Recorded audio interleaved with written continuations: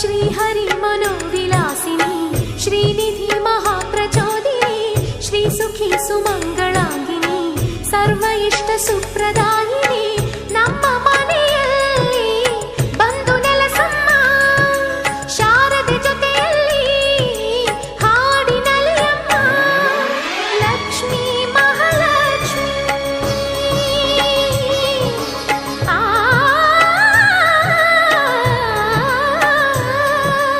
ಲಕ್ಷ್ಮೀ ಮಹಾಲಕ್ಷ್ಮಿ ಲಕ್ಷ್ಮೀ ವರಲಕ್ಷ್ಮಿ ಲಕ್ಷ್ಮೀ ಗೃಹಲಕ್ಷ್ಮಿ ನೀ ನಗುವಾಗಿ ನಗವಾಗಿ ಬಾರಮ್ಮ ಬಡವ